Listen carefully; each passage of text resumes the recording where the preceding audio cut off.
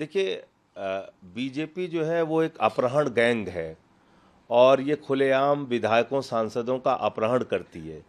और पूरे देश में यही काम ये लोग करते हैं, खरीद फरोख्त, तोड़ो पार्टियों को, अपहरण करो, उनको डराओ, उनको धमकाओ। आज जिन अशोक मित्तल जी को ईडी के से छापे मरवाए बीजेपी ने, और पूरी की पूरी बीजेपी ने कहा कि वो तो बहुत भ्रष्ट हैं, इसलिए उनके ऊपर ईडी की कार्रवाई होना बहुत ज़रूरी है। आज वो अशोक मित्तल बीजेपी में चले गए, वॉशिंग मशीन में साफ हो गए। ऐसे ही बाकी सांसदों को डराया धमकाया होगा। कुल मिलाकर मामला ये है कि अभी जो चेयरमैन साहब का फैसला है वो एक तरफा है।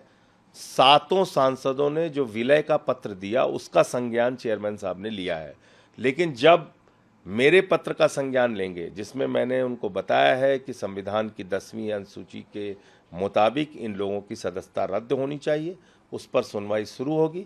तो मुझे उम्मीद है कि सभापति महोदय संविधान और लोकतंत्र की रक्षा के लिए अपना फैसला देंगे। जो भी फैसला आएगा तब उसके बाद बात करेंगे। अभी तो हमारे याचिका पर सुनवाई भी नहीं हुई है चेयरमैन साहब की तरफ से। राघव चड्ढा को जेनजी लीडर के तौर पर भी देखा जाता था, उनके फॉलोअर भी इंस्टाग्राम पे काफ़ी कम होते हुए नजर आ रहे हैं। क्या लगता है आपको कि देखिए, लोग अपने आप को ठगा हुआ महसूस कर रहे हैं। लोग अपने आप को ये महसूस कर रहे हैं कि जिस नौजवान नेता की हमने सराहना की, तारीफ की, जिसके पक्ष में हम खड़े हुए, आज उन्होंने बीजेपी का दामन थाम लिया, तो इसलिए उनकी नाराजगी जाहिर है अपनी जगह।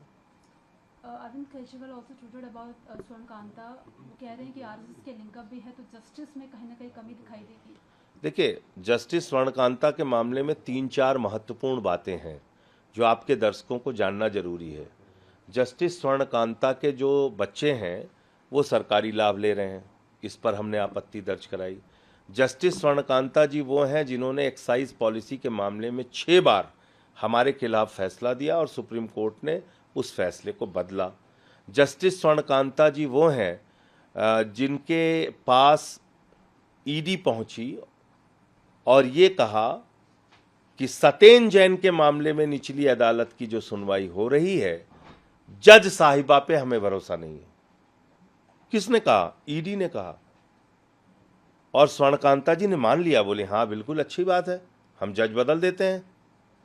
तो जब फैसला आने वाला था सतेन जैन के मामले में, ईडी पहुंची तो जज साहिबा ने, स्वर्णकांता जी ने नीचे की अदालत का जज बदल दिया। अब जब हम उनसे कह रहे हैं कि भाई 6 बार आप हमारे खिलाफ फैसला दे चुकी हैं, सुप्रीम कोर्ट ने आपके फैसले को बदला है, आपके बच्चों को सरकारी लाभ मिलता है, सतेन जैन के मामले में आप ऐसा फैसला दे चुकी हैं, आप आरएसएस के कार्यक्रमों में जाती हैं। आरएसएस कौन है? आरएसएस वो है जिसने बीजेपी को जन्म दिया। बीजेपी कौन है? जिसने मोदी अमित शाह को जन्म दिया।